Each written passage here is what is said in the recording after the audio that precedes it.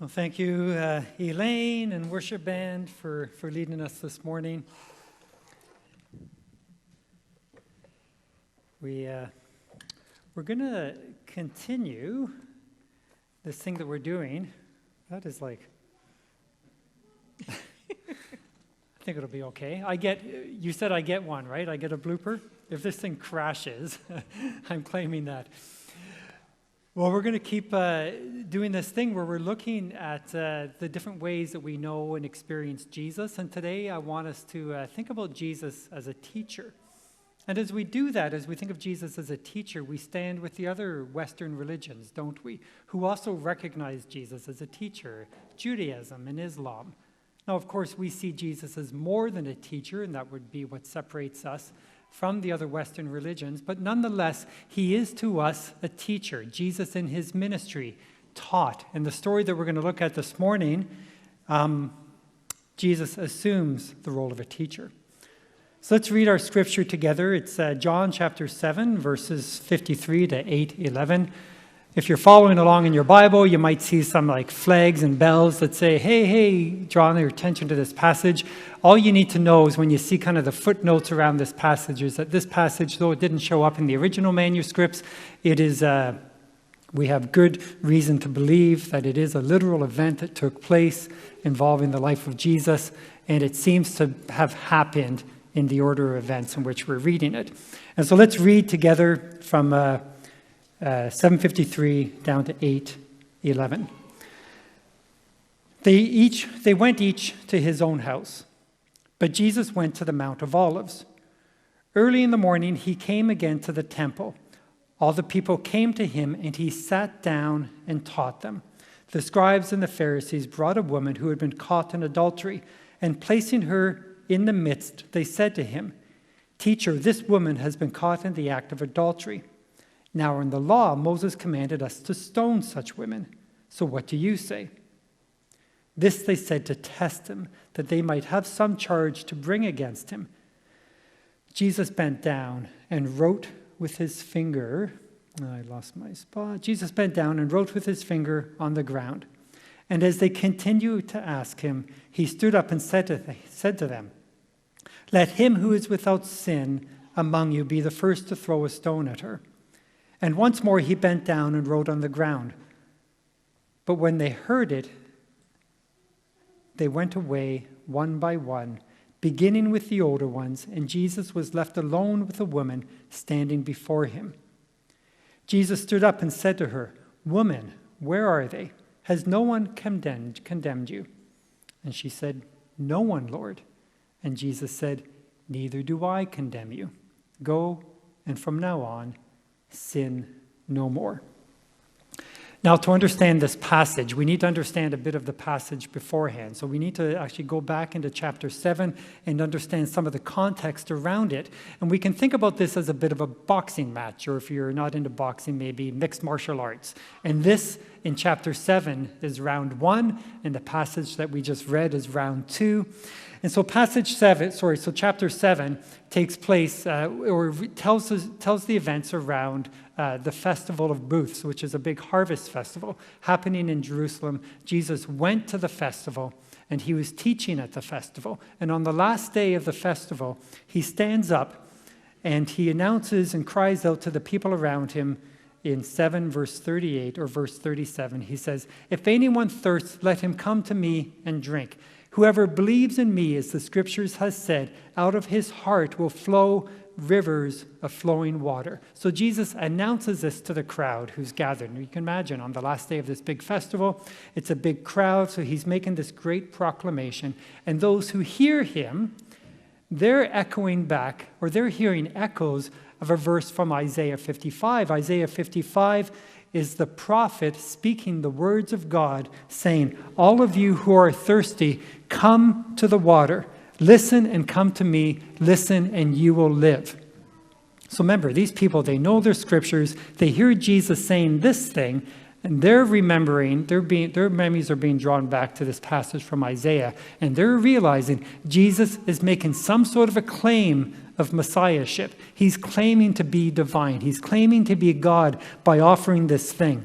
And some people, and the reaction to people The reaction of the people to Jesus was mixed. Some were convinced. Some say, well, this man is a prophet. Some say this man is the Messiah. Some say, how can he be the Messiah? The Messiah is to come from Bethlehem. We only know that he's from the area of Galilee. Some wanted Jesus arrested. Some wanted him to go free and to continue teaching. And the ones who wanted him arrested were actually a legion of soldiers who were sent by the Jewish authorities to actually be there and to arrest him.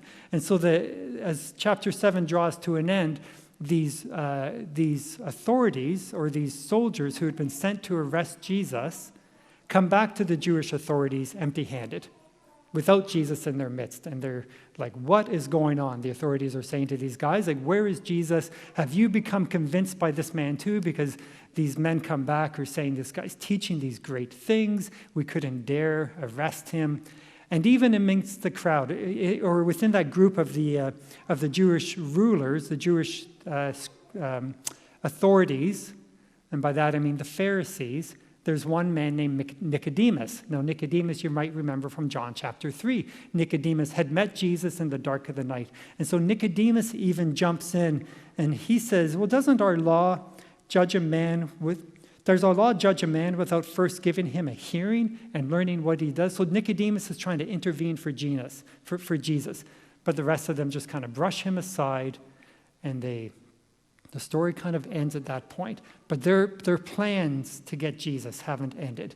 They kind of go their own way. And so the passage that we read says they've all gone back to their own houses. Jesus goes back to the Mount of Olives. And the next day, he returns. So Jesus returns to the temple. It's now the Sabbath. He continues his teaching. This is a courageous act because he knows what's going on. He knows that people are out to arrest him. But nonetheless, he also knows where he needs to be. He knows that his position, his role is to be here and to teach and to lead people to God. And so he continues in his ministry teaching. And it says that he sat down and he assumed the role of a rabbi or a teacher by sitting and having the crowds gather around him. And as that's going on, something happens, right? In come these religious authorities with this woman, and you can imagine it's quite a dramatic scene. They barge into the situation. They bring this woman, thrust her in front of Jesus, and they ask for a judgment. They're setting a trap for Jesus. They're trying to get him. They're trying to create this no-win situation. They bring this woman in and they say to Jesus, are you going to follow the law of Moses and administer justice to this woman? Are you willing to do that? Now, there's two things that we should kind of be aware of here. First of all, how do you catch a woman in the act of adultery? The Jewish law is very specific here, and it's meant to be a law to protect women who are vulnerable in this situation, women who might be accused wrongly by their husbands. So the specific law says it's not enough to just see a man and woman coming out of the room. It's not enough just to see them in the same bed together. The law says you actually need to, I'm blushing as I say this, but you actually need to catch them in the act. This is what it says, but it's there to protect women from false accusations. And this is what's happening, right? It's a false accusation, apparently. Well, actually, no, it's not. I'm not going to say it's a false accusation because Jesus, I'm going to take those words back. Jesus himself acknowledges that she is caught in sin. But it's a trap. They have trapped her in this situation. Because the other part of the story is, well, where's the man? Because the law also says that both a man and a woman who are caught in the act are to be stoned. That's the Leviticus 20 and 10 says that both of them. But here they've only brought the woman. So it seems to be the situation is that they've set her up. They've had some agreement that some man is going to entice her into this sinful act. They're going to let him go free, but they're going to bring this woman before Jesus. And they're going to see what Jesus does with this situation. The other thing to understand is that in the temple, there would have been Roman guards kind of crawling everywhere. They would have been there to keep the peace and to seek out any kind of antagonism. And the Roman law says that Jewish people cannot make a judgment of execution. They don't have it within their authority. Only the Romans can make that rule of execution. That's why at Jesus' trial, they needed to bring Jesus before the Roman rulers, because only the Romans could order an execution. And so part of the trap here is putting Jesus in a situation where they're asking, is he going to be willing to do something that would be against the Roman law? And so what we find is that Jesus responds, as you know, it looks like actually, let me just say, this is the trap. To condemn this woman is to show allegiance to the law, but it would risk arrest for Jesus, and it would alienate his followers. So his followers, those who gathered around Jesus and were his followers, were attracted to Jesus because of his partiality towards the marginalized, towards those who are poor. And they would see this woman as being that. So if he were to condemn her to death, he would be going against this thing that they have been attracted to Jesus for. And he would be risking his own arrest. The other side is that if he were to grant her mercy, he would be viewed by those religious authorities as being a coward and an opponent of the law. So that was the trap. It seemed to be a no-win situation for Jesus. And Jesus, as you know, responds in this very peculiar way. He bends down in the sand and he starts to write. Jesus knows that the law says that on the Sabbath you can't actually dip your writing instrument into the ink and write on parchment, because that would be breaking the Sabbath. Any kind of permanent record is breaking the Sabbath. But if you happen to write in the sand, that's not breaking the Sabbath. So he bends down and he starts writing in the sand. And what does he write? We don't know. Lots of people speculate. Lots of scholars have tried to determine and speculate at what it is that he wrote. But the point is, the author doesn't tell us. We don't really know what he's writing. But what we do know is that Jesus is cool